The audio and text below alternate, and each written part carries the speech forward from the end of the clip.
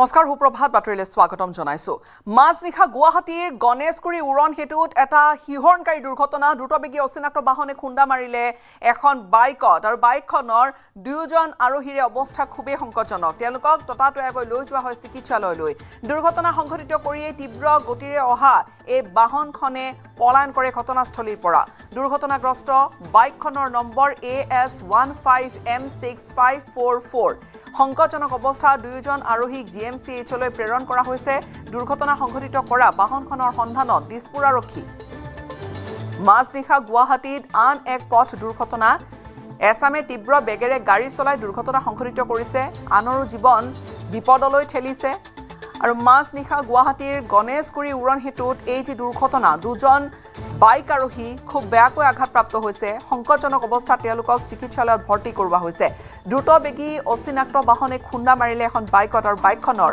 দুয়োগৰাকী আৰোহী তেওঁলোক বৰ্তমান সংকটজনক অৱস্থাত চিকিৎসাধীন দুৰ্ঘটনা সংঘটিত কৰি তীব্ৰ গতিৰে পলায়ন কৰিলে খুব গতিত আছিল বাহনখন আৰু দুৰ্ঘটনা সংঘটিত কৰাৰ পিছতে সেই স্থান ত্যাগ কৰে মুহূৰ্ততে চালকে দুৰ্ঘটনাগ্ৰস্ত বাইকখনৰ নম্বৰ AS15M6544 সংকটজনক অৱস্থা দুয়োকে GMCHত ভৰ্তি কৰোৱা হয় সংকটজনক অৱস্থা দুয়োৰে বুলি জনা গৈছে আৰু দুৰ্ঘটনা সংঘটিত কৰা বাহনখনৰ সন্ধানত নামিছে এতিয়া দিছপুৰ আৰক্ষী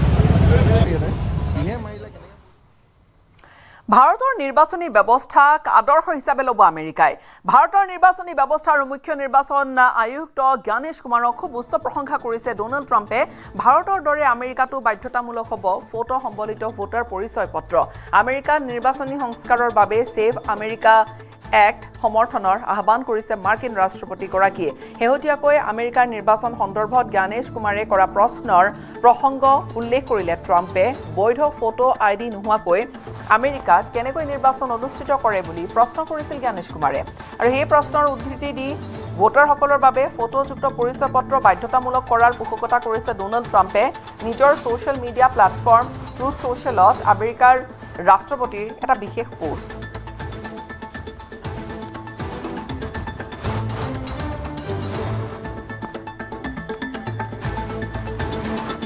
আৰু ট্ৰাম্পে ভাৰতৰ এই বৃহৎ গণতান্ত্ৰিক ব্যৱস্থাটোক প্ৰশংসা কৰি কয় যে ভাৰতৰ বিগত লোকসভা নিৰ্বাচনত প্ৰায় 64 কোটি 60 লাখ ভোটাৰে ভোটদান কৰিছিল ইয়াৰে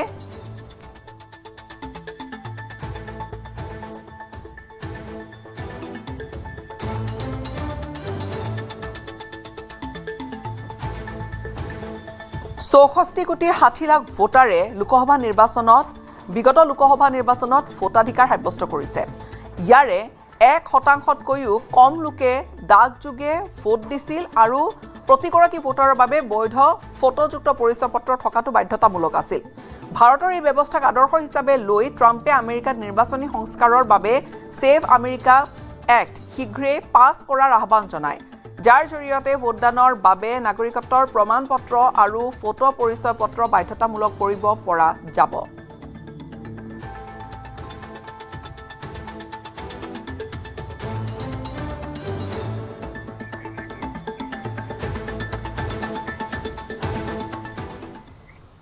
বাতিল হল ঝাৰখণ্ডৰ ছাত্ৰ বিক্ষোভ JPSC JSSC পৰীক্ষাৰ্থীৰ প্ৰতিবাদৰ মাজতে ডাঙৰ সিদ্ধান্ত ৰাজ্য চৰকাৰৰ পৰীক্ষাৰ্থীৰ দাবী মানি ললে চৰকাৰে JSSC আৰু CGL পৰীক্ষা বাতিল কৰিলে চৰকাৰে লগতে TDPLৰ অধীনত পৰিচালিত হোৱা সকলো পৰীক্ষা বাতিল কৰিছে চৰকাৰে চৰকাৰৰ এই সিদ্ধান্তৰ পিছতে উৎফুল্লিত হৈ পৰে প্ৰতিবাদী পৰীক্ষাৰ্থী JPSC JSSCৰ চাকৰি প্ৰত্যাশীসকল তেওঁলোকৰ মাজত আনন্দৰ বন্যা দেখা যায় বহুদিন ধৰি পৰীক্ষাৰ স্বচ্ছতা অনিয়ম আৰু পৰীক্ষা ব্যৱস্থাক লৈ দাবী উত্থাপন কৰি আহিছিল পৰীক্ষাৰ্থীসকলে চাকৰি প্ৰত্যাশীসকলে JSSC, CGL আৰু TDPLৰ অধীনত বাতিল হোৱা পৰীক্ষাসমূহ এতিয়া নতুন তাৰিখ আৰু নতুন প্ৰক্ৰিয়াৰ মাজেৰে অনুষ্ঠিত হ'ব দীৰ্ঘদিনীয়া দাবী প্ৰতিবাদৰ অন্তত চৰকাৰৰ সিদ্ধান্তত স্বস্তিৰ নিশ্বাস পেলাইছে JPSC, JSSCৰ চাকৰি প্ৰত্যাশীসকলে ঝাৰখণ্ডৰ মুখ্যমন্ত্ৰী হেমন্ত সোৰেনে ঘোষণা কৰিলে পৰীক্ষা বাতিলৰ কথা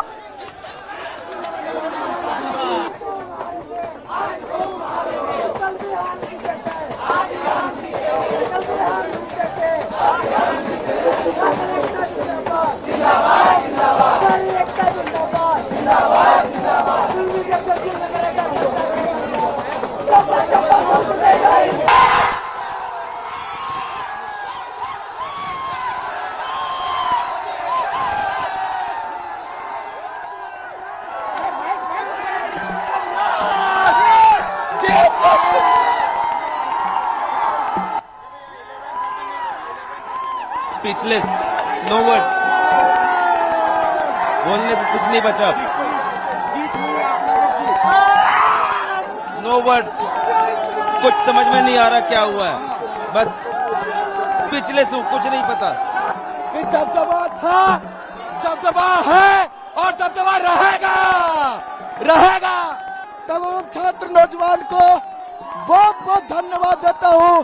आप सभी मीडिया बंधु को बहुत बहुत धन्यवाद देता हूँ कि आप सभी ने हमारी मुद्दा को नेशनल मुद्दा बनाने में हम सभी छात्रों के साथ भाई के जैसा काम किए.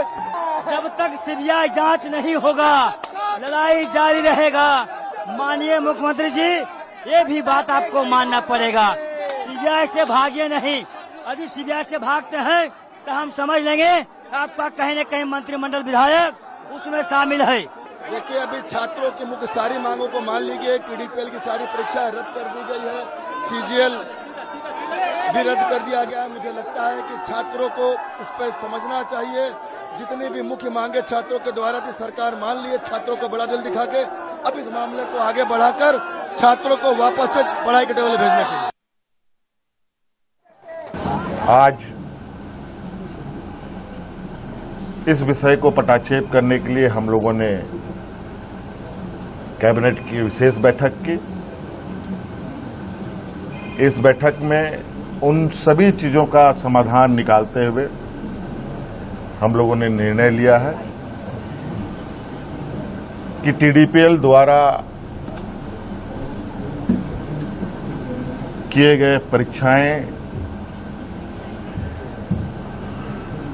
TDPL के द्वारा प्रकाशित रिजल्ट और TDPL द्वारा जो भी अभ्यर्थी चुने गए हैं या शामिल हुए या TDPL के जितने भी गतिविधियां यहाँ हुई हैं उन सभी को कैंसिल किया जाता है, रद्द किया जाता है.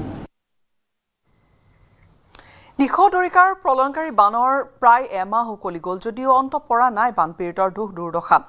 কেৱল ঘৰবাৰী ধান খেতি আৰু কৃষিভূমিয়েই নহয় বিধ্বংসী বানে সৰ্বশান্ত কৰি গ'ল বহু ক্ষুদ্ৰ চাহ খেতিয়ককো. বেতবাৰী মৌজাৰ অৰ্ধশতাধিক ক্ষুদ্ৰ চাহ খেতিয়কৰ এতিয়া হাহাকাৰ. বাগিচা বানত ডুবি থকাৰ ফলত নষ্ট হৈ গ'ল চাহ গছবোৰ.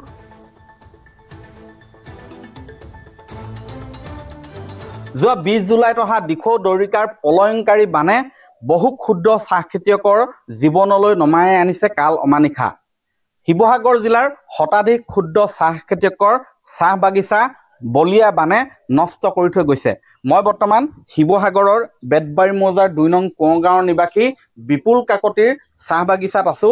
এই ক্ষুদ্ৰ চাহ বাগিচাসমূহ 15-20 দিন ধৰি সেই বানত ডুবি থকাৰ ফলত সম্পূৰ্ণৰূপে বৰ্তমান নষ্ট হৈছে. মই দেখুৱাইছো শিৱসাগৰ এই বেতবাৰী মৌজাৰে প্ৰভাত বৰুৱা হেদৰে পংকজ গগৈকে ধৰি 20জনৰো অধিক ক্ষুদ্ৰ চাহ খেতিয়ক আছে. কিন্তু এই চাহ খেতিয়কসকলৰ যি উপাৰ্জনৰ স্বাৱলম্বিতাৰ যি পথ আছিলে সেই পথ ৰুদ্ধ কৰি থৈ গ'ল এই বলিয়া বানে. বৰ্তমান দেখিছে এখিলাও ইয়াত সেউজীয়া পাত নাই. ইয়াত গুৰি পৰ্যন্ত বৰ্তমান এইবিলাক মৰি গৈছে, পচি গৈছে. মই ভাষ্য ল'ম এই সন্দৰ্ভত. তেওঁলোকে আচলতে বহুত কষ্ট কৰি এই চাহ বাগিচা গঢ়ি তুলিছিলে. বৰ্তমান কি পৰিৱেশ বিপুল কাকতি চাকৰি ৰিটায়াৰ হোৱাৰ পাছত এইখিনি ট্ৰেক্টৰ লগাই চাহ পুলি কষ্ট কৰি হাজিৰা লগাই এইখিনি কৰিছিলে। তাতে উপাৰ্জনৰ যিটো হয় ঘৰত তেল নিমখ চলা হৈছিলে। তাতে এতিয়া এইখিনি গুচি গ'লে এতিয়া তেওঁতো ৰিটায়াৰ হ'ল। কি ধৰণে কি কৰে এতিয়া চৰকাৰৰ গাত কথা এইটো। কাকতি কৌতুক এতিয়া কেনেধৰণৰ কি ক্ষতি হৈছে? নমস্কাৰ। ক্ষতি মানে আমাৰ প্ৰায় 4 বিঘামান মাটি সম্পূৰ্ণ বিধ্বস্ত হৈ গৈছে, কাৰণ গুৰিলৈকে গছবিলাক শুকাই গৈছে। আৰু একমাত্ৰ উপাৰ্জনৰ পথ আছিলে, যিহেতুকে মই অৱসৰপ্ৰাপ্ত কৰ্মচাৰী আৰু মোৰ 2জন ল'ৰা আছে, তেওঁলোকেও প্ৰায় নিবনুৱা বুলিয়ে ক'ব পাৰি, চৰকাৰী চাকৰি নাই। এইবিলাক কৰি আমি জীৱিকা নিৰ্বাহ কৰিছিলোঁ, কিন্তু এতিয়া দেখিছোঁ সম্পূৰ্ণ বিধ্বস্ত হ'ল বলীয়া মানে। গতিকে আমাৰ এতিয়া উপায়বিহীন হৈ পৰিছোঁ। কিমান আছিলে আপোনাৰ? আমাৰ প্ৰায় 4 বিঘামান মাটি হ'ল। গোটেই 4 বিঘা সম্পূৰ্ণ? গোটেই 4 বিঘা সম্পূৰ্ণ বিধ্বস্ত হৈছে। কিমান দিন বুৰি আছিলে ইয়াত? প্ৰায় 15 দিন। 20 তাৰিখৰ পৰা 19 তাৰিখৰ 20 তাৰিখৰ পৰা প্ৰায় 15 দিন ইয়াত সম্পূৰ্ণ বুৰি গৈছিলে চাগৰ। ইয়াত আৰু ওচৰ পাজৰেতো আৰু আছিলে বহুত আছে। প্ৰভাত বৰুৱা আছে, এইটো পংকজ গগৈ আছে। কোন এলেকাত আছে? আৰু আপোনাৰ সেই লুথুৰি চেতিয়াত আছে, কেইবাজনো আছে এনেকুৱা হেৰি। এতিয়া এই চাহ বাগিচা বিলাক ক্ষতিপূৰণত ধৰিছে নে নাই ধৰা গম পাইছে? নাই ধৰা এতিয়ালৈকে। এগ্ৰিকালচাৰ ডিপাৰ্টমেণ্ট অহাৰ কথা শুনিছিলো, কিন্তু আজিলৈকে অহা নাই। নাই হয়তো আহিব পৰৱৰ্তী পৰ্যায়ত। কিন্তু যিয়ে নহওক, নিজৰ হেঁপাহৰ যি চাহ বাগিচা এই ঘৰৰ পৰা ওলাই তেওঁলোকে এটা সুন্দৰ পৰিৱেশত আছিলে, সেউজীয়া এখন ছবি সদায় দেখিবলৈ পায়, কিন্তু সেই সেউজীয়া পৰিৱেশটো বৰ্তমান তছনছ কৰি থৈ গ'ল বলীয়া বানে। আৰু এই চাহ বাগিচাসমূহ পুনৰ গঢ়ি তুলিবলৈ চৰকাৰে অনাগত সময়ত কি পদক্ষেপ ল'ব সেয়া লক্ষণীয় হ'ব। নিশাৰ মহানগৰীত উদণ্ড যুৱকৰ উদ্ভণ্ডালি। জয়নগৰত ভাঙি লণ্ডভণ্ড কৰিলে এখন ৰেষ্টুৰেণ্ট। আমাৰ হাতত আহি পৰিছে দৃশ্য। উৰল নামৰ এই ৰেষ্টুৰেণ্টখনত আক্ৰমণ কৰিলে 5-6 জনীয়া দুৰ্বৃত্তৰ দলটোৱে। ৰেষ্টুৰেণ্টখনৰ মেনেজাৰ চাংকি আহমেদকো আক্ৰমণ কৰে। ৰেষ্টুৰেণ্টখনৰ মেনেজাৰক লোৰ চকী ইটাৰে প্ৰহাৰৰ অভিযোগ। দুৰ্বৃত্তৰ দলটোৱে ভাঙিলে মেনেজাৰজনৰ বাইক ভাঙিছে আৰু লগতে দুৰ্বৃত্তৰ দলটো ড্ৰাগছ আসক্ত বুলি সন্দেহ কৰা হৈছে। ঘটনা সন্দৰ্ভত বশিষ্ঠ আৰক্ষীৰ বৰ্তমান তদন্ত আছে অব্যাহত। এই ঘটনাটোক লৈ ব্যাপক প্ৰতিক্ৰিয়াৰ সৃষ্টি হৈছে। মেনেজাৰক আক্ৰমণ কৰাই নহয়, মেনেজাৰৰ বাইকখনো ভাঙিছে। নিশাৰ মহানগৰীত আন এক উদণ্ড যুৱকৰ উদ্ভণ্ডালিৰ ঘটনা। জয়নগৰৰ ঘটনা। জয়নগৰত ভাঙি লণ্ডভণ্ড কৰিলে ৰেষ্টুৰেণ্ট এখন। উৰল নামৰ এইখন ৰেষ্টুৰেণ্টত প্ৰায় 5-6 জনীয়া দুৰ্বৃত্তৰ দলটোৱে আক্ৰমণ চলায়। ৰেষ্টুৰেণ্টখনৰ মেনেজাৰ চাংকি আহমেদকো আক্ৰমণ কৰে। ৰেষ্টুৰেণ্টখনৰ মেনেজাৰক লোৰ চকী ইটাৰে প্ৰহাৰ কৰে। বেলেগ একো নহয়, মানে আমাৰ ডেইলি পিছফালে এজন মানুহ থাকে, মানে তেওঁ অচল অৱস্থাত। আমি ডেইলি মানে তেওঁক ভাত দিওঁ মানে ইয়াতে। তো আজিও মানে সেই ভাত দি আছিলোঁ, মোৰ লগত আৰু 2জন ভাইটি আছিলে। তো ইফালৰ পৰা 2জন ল'ৰা আহিলে, মানে 2জন মানে গাড়ী এখন আহিছে, আপোনাৰ গ্লষ্টাৰ আছিল, ব্লেক কালাৰ MG গ্লষ্টাৰ। তো তেওঁলোকে কমেও 6-7জন ল'ৰা আছিলে। তো তেওঁলোকে মানে গাড়ীৰ পৰা নুমি আহি, ল'ৰাজন মই চিনিও পাওঁ, তো মানে সি নুমি আহি পেলাই নৰ্মেলি হাঁহি ফূৰ্তি তেনেকৈ কথা চলি থাকোঁতে সি মানে ধাক্কা ধাক্কি আৰম্ভ হ'ল। 6-7জন একেলগে মানে মোৰ ওপৰত এটেক কৰি দিলে। মানে একো হেৰিও গম নাপাওঁ মই, তেওঁলোকৰ লগত মোৰ একো হেৰিও নাই, কিন্তু চিনি পাওঁ ল'ৰাজন আছে। ভিজুৱেল পুলিচৰ হাতত দি দিছোঁ ডাইৰেক্টলি। হয় নাই, ইমান গম নাপাওঁ, চিনি পাওঁ মানে জানো আৰু এতিয়া ঘূৰি থাকে মই দেখি থাকোঁ মানে।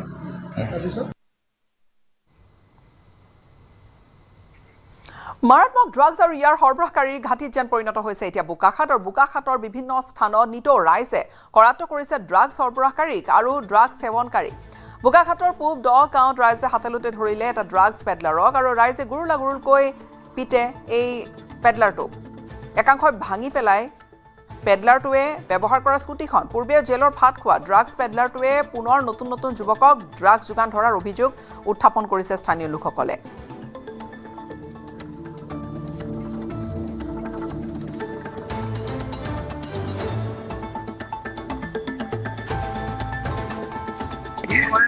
পুৰা নয় সম্পূৰ্ণ গাফিলতি আছে আমাৰ বোকাখাত আৰক্ষী প্ৰশাসনৰ।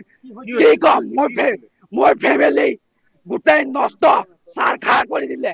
এনেকা কৰে, প্ৰথমত বন্ধু হ'ব, তাৰপিছত অকমান খাবলৈ দিব, তাৰপিছত যেতিয়া সেইটো বানটো এডিক্টেড হৈ যায়, জানে ন, নিচা একটা কৰা এডিক্টেড যেতিয়া হৈ যায়, সেই তাৰ পিছত সেই বস্তুটো তাক বেচিব ল'লে ব্যৱসায় যেনেকা কৰে সেইটো বিজনেছ জনা মানুহে জানিব সেই বস্তুটো তেওঁ মানে দামত বেচিব ধৰে ঠিক এনেধৰণে কৰি কৰি গোটেইকেইটা মানুহ এতিয়া মোৰ ঘৰত যায় আপুনি এতিয়া ক'বলৈ গ'লে মোৰ নিজৰ ঘৰ মোৰ ঘৰ ইয়াতে মই ভাগিন বাবু আছিলে শনিবাৰে নিশা যোৰহাটৰ এপাৰ্টমেণ্টৰ কোঠাত কি হৈছিল দুই বন্ধুৱে যুৱতীগৰাকীক মৃত অৱস্থাত চিকিৎসালয়ত থৈ কিয় পলায়ন কৰিছিল শেহতীয়াকৈ নিউজ 18ৰ হাতত পৰা এটা দৃশ্যই অধিক ৰহস্য ঘন কৰি তুলিলে গোটেই ঘটনাটো ইতিমধ্যে বন্ধুৱে মিলি নিৰ্যাতন চলাই হত্যা কৰাৰ গুৰুতৰ অভিযোগ উত্থাপন কৰিছে যুৱতীগৰাকীৰ পৰিয়ালে ভিডিঅ'টা কৰিলোঁ মই আকৌ পিছত তোমালোকে ভিডিঅ' লগাইছা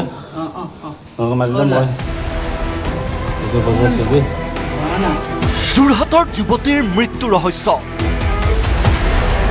দুই বন্ধু বান্ধৱীয়ে হাস্পতাললৈ নিছিল মৃত যুৱতী কেমেৰাত বন্দী দুই পলাতক অভিযুক্তৰ দৃশ্য এপাৰ্টমেণ্টৰ পাৰ্কিঙত পৰি থকা চেতনাহীন যুৱতীৰ কাষত আছিল দুই বন্ধু আৰু বান্ধৱী মোবাইল কেমেৰাত বন্দী দৃশ্যই দিছে ৰহস্যঘন ঘটনাৰ নতুন ক্লু শনিবাৰে বিয়লি ঘৰৰ পৰা এগৰাকী বান্ধৱীৰ সৈতে মোনালিসা নামৰ বান্ধৱীগৰাকীৰ সৈতে সেই যুৱতীগৰাকী ওলাই আহিছিল কিন্তু অতি ৰহস্যজনক অৱস্থাত যোৰহাট চিকিৎসা মহাবিদ্যালয় চিকিৎসালয়লৈ তেওঁ কেইগৰাকীমান বন্ধুৱে যুৱতীগৰাকীক লৈ গৈছিল কিন্তু চিকিৎসকে চিকিৎসালয় গৈ পোৱাৰ পূৰ্বেই সেই যুৱতীগৰাকীক মৃত্যু হোৱা বুলি ঘোষণা কৰিছিল শনিবাৰে নিশা এখন ৰেপিড' অটো বুক কৰি চেতনাহীন যুৱতীগৰাকীক মোনালিসা আৰু আৰিয়ন গোস্বামী নামৰ দুই বন্ধুৱে লৈ গৈছিল হাস্পতাললৈ যুৱতীগৰাকীৰ অৱস্থা দেখি ৰেপিড' চালকজনে ঘটনাত ৰহস্যৰ গোন্ধ পাই ভিডিঅ' ৰেকৰ্ডিং কৰি ৰাখিছিল সমগ্ৰ দৃশ্য এতিয়া সেই ভিডিঅ'ই যোৰহাট আৰক্ষীৰ তদন্তত দিছে নতুন গতি ভিডিঅ'টা কৰিলোঁ মই আকৌ পিছত তোমালোকে ভিডিঅ' লগাইছা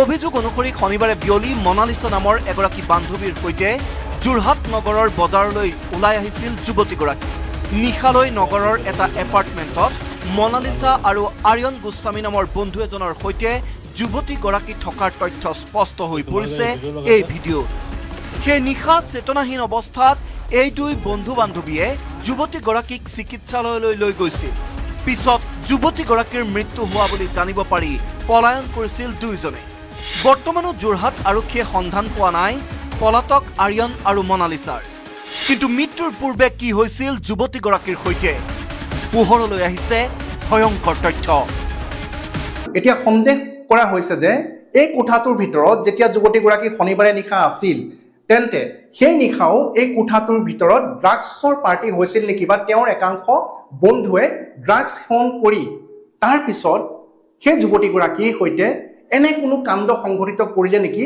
যাৰ বাবে যুৱতীগৰাকীয়ে মৃত্যুক আকোৱালি ল'ব লগা হ'ল এপাৰ্টমেণ্টৰ কোঠাৰ ভিতৰত চলিছিল ভয়ংকৰ কাণ্ড মৃত যুৱতীগৰাকীৰ পৰিয়ালৰ অভিযোগ অকথ্য নিৰ্যাতন চলোৱা হৈছিল যুৱতীগৰাকী কাৰণ যুৱতীগৰাকীৰ শৰীৰত আছিল কামোৰাৰ দাগ যুৱতীৰ শৰীৰত আছিল আচোৰাৰ চিন গোপন অংগত স্পষ্ট হৈ আছিল নিৰ্যাতনৰ চিন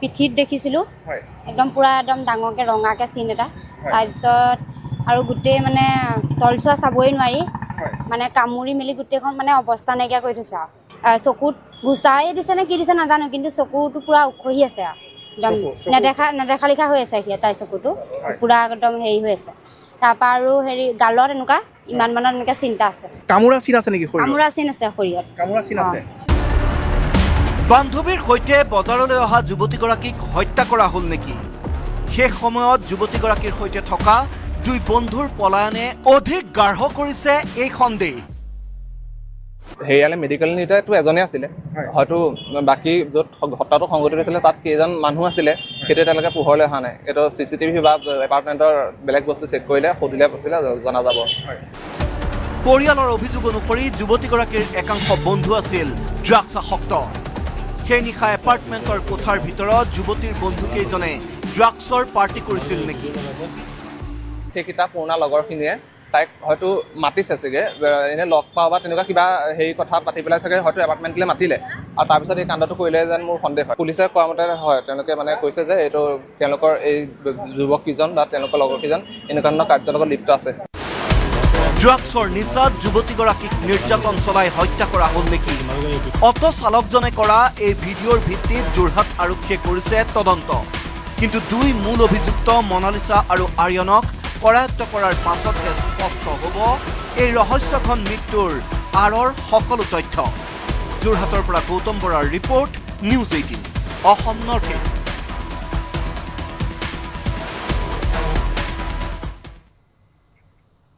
যোৰহাটৰ যুৱতীৰ মৃত্যুৰ অভিযুক্ত পলাতক আৰিয়ান গোস্বামীৰ চাঞ্চল্যকৰ তথ্য।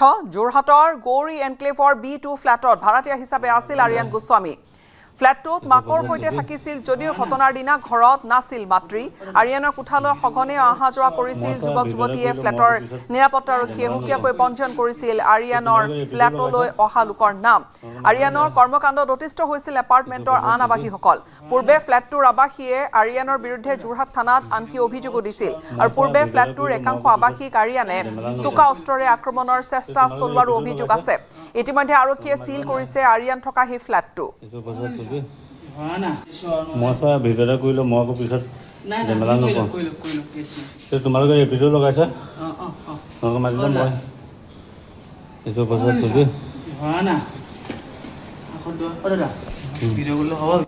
মই চোৱা ভিডিঅ'টা কৰিলোঁ, মই আকৌ পিছত জেমেলা নকওঁ। তোমালোকে এই ভিডিঅ' লগাইছা? তোমালোকে মাতিলে মই এইটো পাছত ছবি মই চোৱা ভিডিঅ'টা কৰিলোঁ, মই আকৌ পিছত জেমেলা নকওঁ। তোমালোকে এই ভিডিঅ' লগাইছা? তোমালোকে মাতিলে মই এইটো পাছত ছবি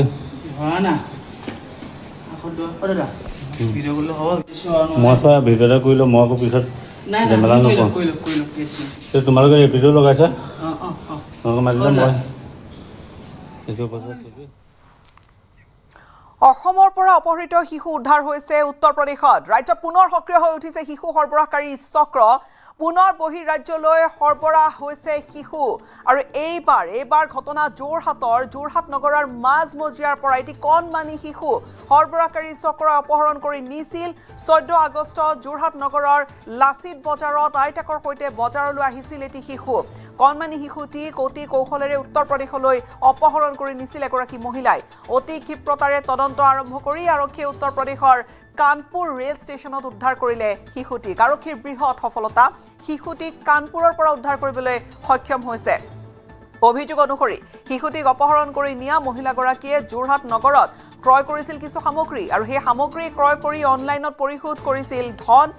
তাৰ আঁত ধৰিয়েই যোৰহাট আৰক্ষীয়ে মহিলাগৰাকীক ট্ৰেছ কৰে। মহিলাগৰাকীৰ মোবাইল নম্বৰ উলিয়াই লোকেশ্যন ট্ৰেক কৰে আৰু মহিলাগৰাকীয়ে শিশুটিক নৰ্থ ইষ্ট এক্সপ্ৰেছত উঠাই লৈ গৈছিল। তাৎক্ষণিকভাৱে যোৰহাট আৰক্ষীয়ে তৎপৰতাৰে আৰম্ভ কৰিলে গোটেই অভিযান আৰু তাৰ পিছত শিশুটিক কানপুৰ ৰেল ষ্টেচনৰ পৰা উদ্ধাৰ কৰিবলৈ সক্ষম হৈছে।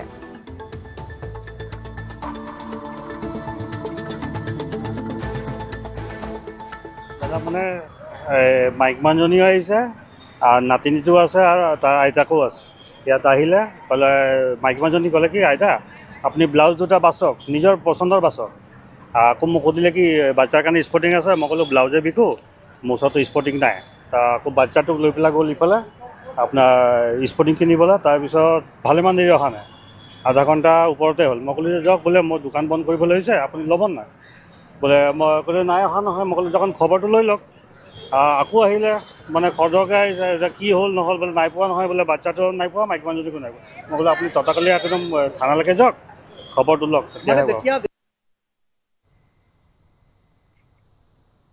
আজি সংক্ৰান্তি, কাইলৈৰ পৰা আৰম্ভ হ'ব পবিত্ৰ ভাদ মাহ।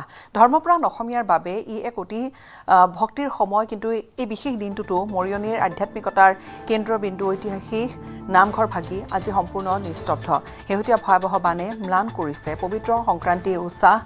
বানৰ তাণ্ডৱে বিধ্বস্ত কৰি থৈ যোৱা নামঘৰটিত আজি নাই কোনো উলহ মালহ। পবিত্ৰ ভাদ মাহক আদৰিবলৈ প্ৰতি বছৰে নামঘৰত যি ব্যাপক এটা আয়োজন চলে, প্ৰস্তুতি হয়, এইবাৰ তাৰ একেবাৰে যেন বিপৰীত ছবি এখনহে প্ৰতিফলিত হৈছে। বানৰ পানী শুকাইছে যদিও চৌদিশে কেৱল এতিয়া ধ্বংসস্তূপৰ এক কৰুণ চিন। প্ৰতি বছৰে সংক্ৰান্তিৰ দিনা যি স্থানত দবা, শংখ আৰু খোল তালৰ ধ্বনিয়ে আকাশ বতাহ মুখৰিত কৰি তোলে, ভক্তিৰ পৰিৱেশ এটা সৃষ্টি হয়, তাত আজি কেৱল একমাথো নীৰৱতা।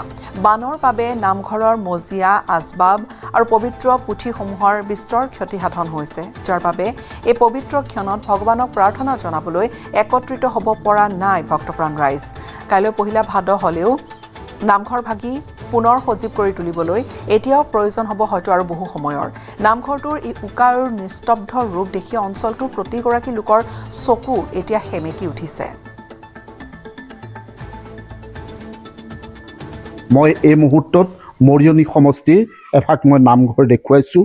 এয়া ঘোঁৰাচোৱা হাবি গাঁৱৰ নামঘৰ।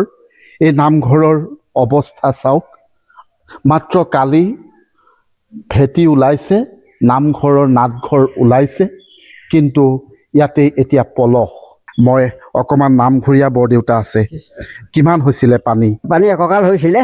আমাৰ এতিয়া ভাদ মাহ আহিলে, ভাদ মাহত আমি নাম ল'ব লাগে ৰাতিয়ে দিনে, গতিকে পালনাম পাতিব লাগে। গতিকে আমি সেইখিনি এতিয়া কেনেকৈ পাতিম? তেতিয়া মই ৰাইজক কওঁ যে যদি পানীটো শুকাই আমি হ'ব, নহ'লে আমাৰ পালনাম এই পিছলৈ নহ'ব, আমি পাতিব নোৱাৰিম। বৰ্তা কি হ'ব এইবাৰ? নামঘৰত নাম নহ'ব আৰু? মুঠতে বৰ দুখৰ বিলৈ। আমি আজি মোৰ বয়স প্ৰায় 72 বছৰ হ'ল। এই 72 বছৰতো এনেকুৱা এটা বানপানী বা আমি এনেকুৱা অৱস্থা দেখা নাই, বা এনেকৈ ৰাইজৰ ইমান দুৰ্গতি দেখা নাই। এই বছৰ প্ৰভু ভগৱন্তই কি কৰিলে নাজানো বাৰু। গতিকে এই বছৰ আমি এতিয়া এই ভাদ মাহ ভাগ কেনেকৈ পালন কৰিম, দুজনা গুৰু তিথি পাতিব লাগে, এইপিনে পুণ্যকৃষ্ণ ভগৱন্তৰ জন্মদিন আছে, সেই উদ্দেশ্য কৰি পেলাই আমি ৰাইজে মানে সচকিত হৈ পৰিছোঁ। গতিকে যদি ভগৱান নামঘৰৰ ভিতৰত পলস, একেবাৰে পলস নামঘৰে যিটো অৱস্থাত মানে বোকা পানী খচি খচি আহি পেলাই নামঘৰৰ বন্তিগছ জ্বলাব লাগে, তেখেতে জ্বলাবৰ সমৰ্থ হোৱা নাই, এনেকুৱা অৱস্থা। মুঠতে খেপিয়াই অহা আগতে। গতিকে কালি আৰু পানীটো অকণমান ওলাই আজি কিবা এটা ভগৱানৰ কৃপা বুলি ভাবিছোঁ। আপোনালোকো আহি আমাৰ এই হৰিগৃহত চিট দি পেলাই আমাৰ যে দুই এষাৰ কথা লৈছে এই বাৰ্তা, বা চৰকাৰ ঘৰলৈ এই বাৰ্তা কিজানি আপোনালোকৰ যোগেদি যায় বা কিবা আমাৰ ৰাইজৰ উপকৃত হ'ব, এইটোকে আশাই আমি বাট চাই আৰু ধন্যবাদ যাচিছোঁ আপোনালোকক। দুখ লগা কথা, বৰ দুখৰ কথা এইবোৰ, আমাৰ জীৱনত দেখা নাই আৰু। সৰু কালৰ পৰা বুঢ়া হ'লো ইয়াতে।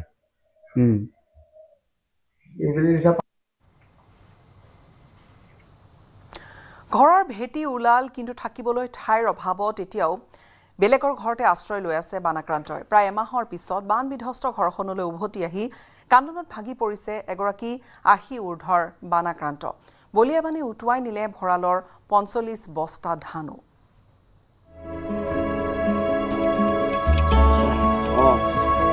প্ৰায় এমাহৰ পাছত নিজৰ ঘৰলৈ উভতিল ললিত বুঢ়াগোহাঁই। বানৰ তাণ্ডৱত ঘৰখন এৰি আঁতৰি যোৱা ললিত বুঢ়াগোহাঁয়ে উভতি আহি কি দেখিলে? পানী শুকাল, ঘৰ ভেটি ওলাল, কিন্তু থাকিবলৈ বৰ্তমান ঠাই নাই। এয়া হৈছে গড়কোষ নিমাইজানৰ এটা পৰিয়ালৰ বাসগৃহ। এই বাসগৃহ ঘৰটোৰ প্ৰায় ধ্বংস কৰি থৈ গ'ল। মই দেখুৱাইছোঁ, চালিসমূহ ইয়াত হাউলি পৰি গ'ল, খুঁটাসমূহ ভাগি গ'ল, এয়া অৱস্থা। ঘৰৰ ভেটি ওলাল, কিন্তু থাকিবলৈ ঠাই নাই। বলিয়া বানে উটুৱাই নিলে ভঁৰালৰ ৪৫ বস্তা ধানো।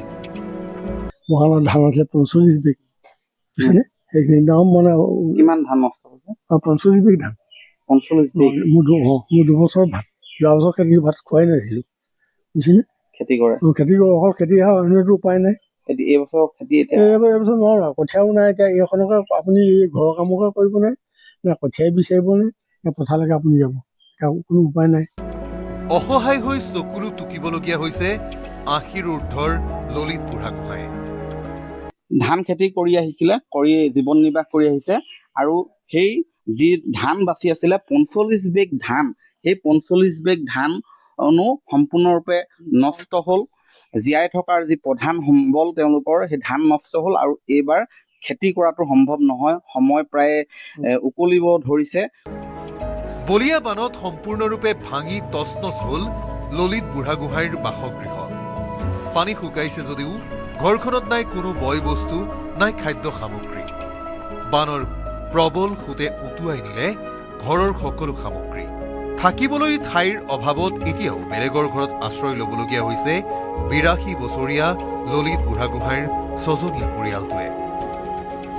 থাকিব পৰা কোনো ব্যৱস্থা নাছিলে, সেইকাৰণে আমি খুৰীহঁতৰ ঘৰত আহি যাবলগীয়া হ'ল। এতিয়া বৰ্তমান তাতে আছো, কাৰণ কেলে ইয়াততো একো মানে উপায় নাইকিয়া হৈ আছে। যদিহে অকণমান মানে সহায় সহযোগ হয়, তেতিয়াহ'লে ঘৰখন অকণমান উন্নত হ'লে মানে থাকিব পৰা ব্যৱস্থা হ'ব বুলি আশা কৰিছোঁ। চৰকাৰলৈ বিনম্ৰ অনুৰোধ জনাইছোঁ যে আমাৰ নিচিনা বানাক্ৰান্ত লোকসকলক অকণমান যেন চকু মেলি চায়।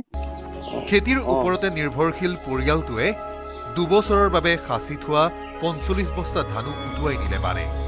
অনাগত দিনবোৰ কেনেকৈ পাৰ কৰিব তাকে ভাবি এতিয়া কান্দোনত ভাঙি পৰিছে 80ৰ ঊৰ্ধৰ ললিত বুঢ়াগোহাঁই আৰু তেওঁৰ পৰিয়াল। শিৱসাগৰৰ পৰা প্ৰদীপ গগৈৰ report, news 18 Assam north east.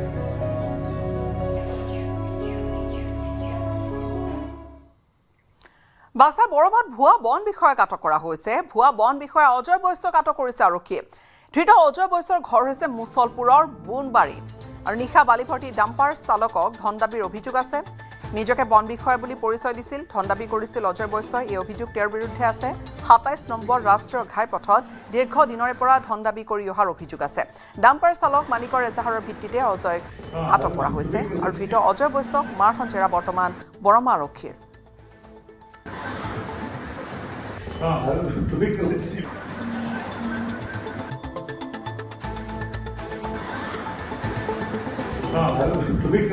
Ajay বোলা এজন মানুহ এজনে ফৰেষ্টাৰ বুলি কৈ কিনে আপোনাৰ গাড়ী ধৰি ৰাখে। এৰে আগতে আমাৰ গাড়ী এখন ধৰিছিল, ধৰি কিনে চালান থকা হাতত চালান নাই বুলি কৈ ডুপ্লিকেট চালান বুলি কৈ কিনে ফৰেষ্টাৰক মাতি কিনে গাড়ীখন জমা দিছিল। অলৰেডি আমাৰ চালান আছিলে গাড়ীত, চালান দেখিছোঁ, সিহঁতে নামানে, চালানখন ডুপ্লিকেট বুলি কয়। তাৰপিছত আপোনাৰ কালি যোৱা ৰাতি গাড়ী এখন এনেকুৱাকৈ চালান থকা গাড়ীখন ধৰি কিনে ফৰেষ্টাৰ মানুহ বুলি কৈ ড্ৰাইভাৰক ফৰেষ্টাৰ বুলি কৈ কিনে গাড়ীখন আগুৰি কিনে বৰমাত গাড়ীখন মুছলপুৰত লৈ যাব খুজিছিল ডাম্পাৰ। ৰাতি মই লোড গাড়ী আহি থাকোঁতে 2টা মানুহ পলাশ কৰিবলৈ লৈ আহি মোক কিবা ৰাস্তাত কৰিছে। তাৰপিছত গাড়ীখন চাইড কৰি ৰাখিলোঁ, ৰাখি কিনে তেখেতে চালান দি বুলি কৈছে। মই সুধিলোঁ আপুনি কোনে হয় বুলি সোধোতে তেখেতে ফৰেষ্টৰ মানুহ বুলি কৈছে। ফৰেষ্টৰ মানুহ বুলি ক'লে অফিচত যাওঁ বুলি কৈছে। এতিয়া অফিচত যাওঁ বুলি কোৱাৰ লগে লগে মই মালিকক ফোন মাৰিব খুজিলোঁ। ফোন মাৰোঁতে মালিকে দিচোন দি ফোনটো বুলি ক'লা, ঘৰতে ক'লা যে আমি কথা নাপাতে অফিচত যাওঁ বুলি ক'লে। মোবাইলটো লৈ লৈছে আৰু মোবাইলটো লৈছে। মোবাইলটো লৈ যাই কিনে এটা মোৰ গাড়ীত উঠছে, এটা আৰু স্কৰপিঅ চলাব উঠাৰ লগে লগে পুলিচৰ গাড়ী আহি পাইছে। বিজেপি নেতা বিকাশ ধৰ হত্যাকাণ্ডক কেন্দ্ৰ কৰি কংগ্ৰেছ নেতা হাফিজ ৰছিদ চৌধুৰীক শ্ৰীভূমি জিলা বিজেপিৰ সমালোচনা। বিকাশ ধৰ হত্যাকাণ্ডৰ অভিযুক্ত সপক্ষে থাকি হাফিজ ৰছিদ চৌধুৰীয়ে অপৰাধীক উৎসাহিত কৰিছে। এই অভিযোগ বিজেপিৰ। শ্ৰীভূমি জিলা বিজেপিৰ সভাপতি সঞ্জীৱ বণিকে সংবাদমেল যোগে এই মন্তব্য কৰে। পাথাৰকান্দি অঞ্চলৰ জনবিন্যাস পৰিৱৰ্তনৰ লক্ষ্যটো দুষ্কৃতিকাৰী হাফিজ ৰছিদ চৌধুৰীয়ে দুষ্কৃতিকাৰীক ইন্ধন যোগোৱা বুলি অভিযোগ কৰিছে জিলা বিজেপিয়ে। এই অভিযোগৰ তদন্ত বিচাৰি অসম ডিজিপি আৰু লগতে মুখ্যমন্ত্ৰীৰ ওচৰত স্মাৰক পত্ৰ প্ৰদান কৰাৰ কথা ঘোষণা কৰিছে বিজেপিয়ে। বিকাশ ধৰ হত্যাকাণ্ডক লৈ কোনো মুছলিম সংগঠনে প্ৰতিবাদ কৰা নাই, সেয়েহে অভিযুক্তসকলক লৈ শ্ৰীভূমিৰ কোনো অধিবক্তাই যাতে ওকালতি নকৰে তাৰ বাবে জিলা বাৰ এছ'চিয়েশ্যনৰ ওচৰত আবেদন জনোৱা হ'ব বুলি সংবাদমেলত ঘোষণা কৰিছে বিজেপিৰ নেতা অমৰেশ ৰয়। আৰু বিজেপি নেতা সুব্ৰত ভট্টাচাৰ্যই লগতে কয় যে হাফিজ ৰছিদ এগৰাকী উচ্চ শিক্ষিত ব্যক্তি হোৱাৰ পিছতো অভিযুক্তসকলক লৈ ৰাজহুৱাভাৱে সহানুভূতি সৃষ্টি কৰা উচিত নহয়। ইতিমধ্যে বিকাশ ধৰৰ হত্যাকাণ্ডত জড়িত 6জনক গ্ৰেপ্তাৰ কৰিছে শ্ৰীভূমি আৰক্ষীয়ে। আৰু এই ঘটনাৰ অভিযুক্তসকল বাংলাদেশী হ'ব পাৰে বুলি সন্দেহ প্ৰকাশ কৰিছিল মন্ত্ৰী কৃষ্ণেন্দু পালে। মন্ত্ৰীগৰাকীৰ এই মন্তব্যৰ তীব্ৰ বিৰোধিতা কৰি হাফিজ ৰছিদ চৌধুৰীয়ে মন্ত্ৰীগৰাকীৰ পদত্যাগ দাবী কৰিছিল। আনকি ডিজিপিৰ ওচৰত মন্ত্ৰী কৃষ্ণেন্দু পালক গ্ৰেপ্তাৰৰ দাবীও জনাইছিল হাফিজ ৰছিদ চৌধুৰীয়ে। হাফিজ ৰছিদ চৌধুৰী কেনেদৰে উত্তৰ দিয়ে শ্ৰীভূমি জিলা বিজেপিয়ে? বিকাশ ধৰ হত্যাকাণ্ডৰ তদন্তৰ সমান্তৰালভাৱে ঘটনা কেন্দ্ৰ কৰি বিজেপি কংগ্ৰেছৰ ৰাজনৈতিক সংঘাতো ক্ৰমাৎ তীব্ৰ হৈ পৰিছে।